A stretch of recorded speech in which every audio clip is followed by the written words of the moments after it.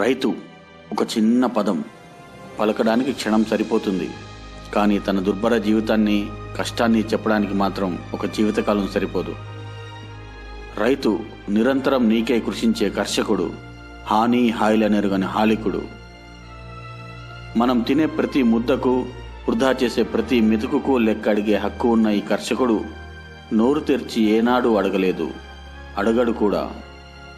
గుర్రం జాషవా గారు ఒకసారి అన్నారు, ఒకచో నేలపై భవలించినొకచో నొప్పారు పూసెచ్చపై, ఒకచో శాఖములు ఆరగించినొకచోను తుష్ట శాల్యోదనం, ఒకచో బొంత ధరించునొక్కొక్క తరిన్ యోగ్యాంబర శ్రేణి, లెక్కకు రానీయడు కార్యసాధకుడు కష్టంబున్ సుఖంబున్ మదిన్. ఇక్కడ కార్యసాధకుడి గురించి చాలా చక్కగా వివరించడం జరిగింది. అతను తన జీవితంలోని రెండు అంచులను, హెచ్చు తగ్గులను, ఉచ్ఛ్వాస నిశ్వాసాలను అన్నింటినీ చూసినా కానీ తను మాత్రం తన కర్తవ్యమే ధ్యేయంగా, అదే తన పనిగా పెట్టుకొని దాన్ని సాధించే వరకు వదిలిపెట్టాడని చెప్పేసి ఇక్కడ వివరించడం జరిగింది.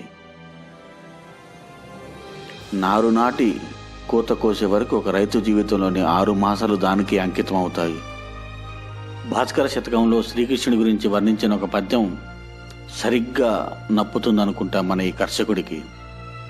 అదొక్కసారి మీకోసం నేను మళ్ళొక్కసారి చెప్పాలనుకుంటున్నాను. పరహితమైన కార్యమతి భారము తోడిదైనను సత్పురుషుడు లోకములు పొగడ, పూర్వమునందు ఒక రాళ్ల వర్షము కురియగసొచ్చినన్ కదసి గొబ్బన గోజన రక్షణార్థకమై గిరినొక కేల నెత్తినట చిత్రము బాతి భాస్కర. ఇక్కడ శ్రీకృష్ణుడు పరుల హితార్థం చేసిన ఒక పని గురించి చెప్పడం జరిగింది. ఒకసారి ఒక పెద్ద రాళ్ల వర్షం వచ్చినప్పుడు కృష్ణుడు తన చిటికెన వెలుతో కొండను పైకెత్తి అక్కడ ఉన్న గోజనాలన్నిటినీ కాపాడుతాడు. అదేవిధంగా సరిగ్గా మన ఈ కర్షకుడికి కూడా ఈ కథ నప్పుతుంది.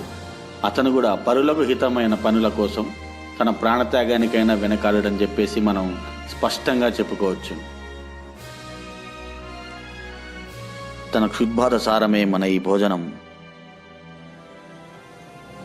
రైతు పండించినవి అమ్ముతూ మనం కోటీశ్వరం అవుతున్నాము. కానీ ఆ రైతు మాత్రం ఇంకా పేదరికంలోనే ఉండిపోయాడు. అసలు మనం తినే అన్నం ఒక్కో ముద్ద వాళ్ళ ప్రాణత్యాగ ఫలితం అని మనం ఎప్పటికి అర్థం చేసుకుంటామో ఏమో. ఈ పేదరికాన్ని జయించలేక రైతు ఆత్మహత్యలకు పాల్పడుతున్నారు. కేవలం 2004లో 18,242 రైతులు ఆత్మహత్య చేసుకున్నారంటే మీరు నమ్మగలరా? అంతెందుకు, 2014లో 5,650 మంది రైతులు ఆత్మహత్య చేసుకుని చనిపోయారు. అందులో 470 మంది ఆడవాళ్లు కూడా ఉన్నారు. అవసరాలకు అన్నీ అందించే అన్నదాత అంతిమ అధ్యాయం ఆత్మహత్య. ఇది మరీ దారుణం. నవీన సాంకేతికతను వాడుకునే ప్రయత్నంలో రైతులు విఫలమయ్యారనే చెప్పాలి. అది వారి యొక్క అవగాహన రాహిత్యమో లేకపోతే మరే విషయమో తెలియదు, కానీ వారికి ఇది అర్థమయ్యేలా బోధించే బాధ్యత మాత్రం మన మీద ఉంది. దేశమంటే మట్టి కాదో, ఈ దేశమంటే మనుషులే అని అన్న గురజాడ అప్పారావు గారి మాటలను మనం నిజం చేయడానికి మట్టిలో మాణిక్యాలను వెతుక్కుంటున్నాం. కానీ మట్టితోనే ముడిపడిన ఈ మాణిక్యాల జీవితాలను మాత్రం పట్టించుకోవట్లేదు. వారికి మించిన ఆణిముత్యాలు మనకి ఇంకా ఎక్కడ దొరుకుతారు? ఒక్కసారి ఆలోచించండి. ఒక నిజమైన దేశభక్తుని చూసినప్పుడు కలిగే గర్వాన్ని మనం ఎలా చూపెడతామో అదే ఈ అజ్ఞాతవాసి కూడా చూపిద్దాం.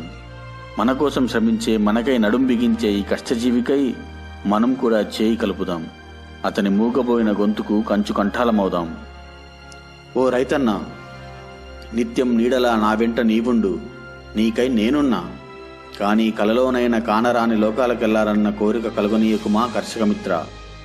చివరిగా మాదొక మనవి, మీరు ఉత్తేజితులై రైతులు అవ్వకపోయినా పర్వాలేదు, మీరు రైతులని చూడకపోయినా పర్వాలేదు, కానీ దయచేసి వారికి రెస్పెక్ట్ ఇవ్వండి. చస్తే చచ్చారులే మనకేంటి అని మాత్రం అనకండి. Respect farmers, save farmers. జై హింద్.